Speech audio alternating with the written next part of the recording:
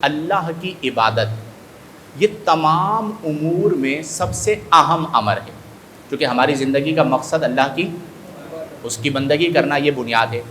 تو مفسرین نے لکھا کہ اللہ نے اپنی عبادت کے فوراً بعد فرمایا اللہ تعبدوا الا ایاہ فرمایا، اور اس کے فوراً بعد فرمایا وبالوالدین احسانا۔ تو مفسرین نے لکھا کہ اس میں حکمت یہ ہے کہ اللہ تبارک و تعالی والدین کے ساتھ احسان کو اتنا اہم رکھتا ہے اپنی بارگاہ میں کہ اس نے اپنی عبادت اور والدین کے احسان کو ایک ساتھ جوڑ دیا کہ یہ میری بارگاہ میں والدین کے ساتھ احسان کرنا اتنا اہم ہے کہ میں اس چیز کو اپنی عبادت کے ساتھ جوڑ رہا ہوں۔ پھر اسی طرح قرآن میں فرمایا وَلَا تَقُلْ لَهُمَا اُفٍّ، اور تم اپنے ماں باپ کو اف نہ کہو، وَلَا تَنْهَرْهُمَا، اور انہیں جھڑکو مت، وَقُلْ لَهُمَا قَوْلًا كَرِيمًا، اور جب بھی تم ان سے بات کرو تو نرم بات کرو۔ اب حضرت علی المرتضیٰ شیر خدا رضی اللہ عنہ نے اس آیہ مبارکہ کی تفسیر میں فرمایا، آپ کا قول ہے کہ اگر اللہ کی بارگاہ میں لفظ اف سے بھی کوئی اور چھوٹا کلمہ ہوتا جو ماں باپ کے لیے تکلیف کا سبب بنتا ہے، یعنی اف جو ہے یہ سب سے ایک ہلکی چیز ہے کہ جیسے بندہ جب کسی سے اکتا جاتا ہے تو اس کی زبان سے کیا نکلتا ہے؟ اف، یہ سب سے چھوٹی چیز ہے۔ تو جو سب سے چھوٹی چیز تھی اللہ نے اس سے بھی منع فرما دیا کہ جو سب سے چھوٹا کلمہ ہے جو بعض اوقات غیر ارادی طور پر غیر اختیاری طور پر زبان پر آ جاتا ہے، اللہ فرماتا ہے مجھے یہ بھی نہیں پسند کہ تم یہ غیر اختیاری طور پر جو تمہاری زبان پر لفظ اف آتا ہے تم اپنی امی اور اپنے ابو کے لیے اپنی زبان پر یہ لفظ لے کر آؤ۔ اب آپ سوچئے کہ جب اللہ کو ماں باپ کے حق میں لفظ اف جو سب سے چھوٹا کلمہ ہے وہ پسند نہیں ہے، تو کیا اللہ کو معاذ اللہ ثم معاذ اللہ ماں باپ کو جھڑکنا پسند ہو سکتا ہے؟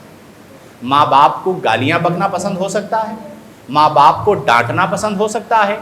گویا کہ اسے آپ یوں سمجھیے کہ جو اپنے ماں باپ کو ستاتا ہے وہ اپنے لیے جہنم میں جانے کا سامان کرتا ہے۔ نبی کریم صلی اللہ علیہ وآلہ وسلم کی 20 احادیث ہیں ماں اور باپ کی عظمت کے حوالے سے، ماں اور باپ کی قدر کے حوالے سے، ماں اور باپ کے احترام کے حوالے سے۔ ایک شخص حاضر ہوئے، عرض کی یا رسول اللہ میرے سب سے زیادہ حسن سلوک کا حقدار کون ہے؟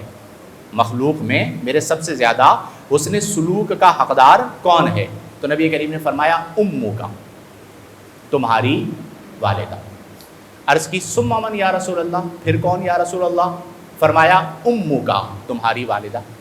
عرض کی ثم من یا رسول اللہ پھر کون؟ فرمایا امو کا، تمہاری۔ کتنی بار فرمایا؟ عرض کی ثم من یا رسول اللہ پھر کون؟ فرمایا ابو کا، تمہارے والد۔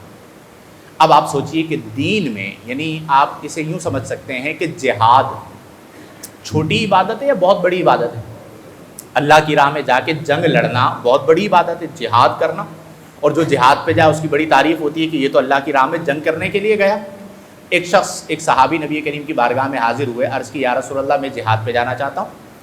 نبی کریم صلی اللہ علیہ وسلم نے فرمایا کہ کیا تمہارے والدین حیات ہیں؟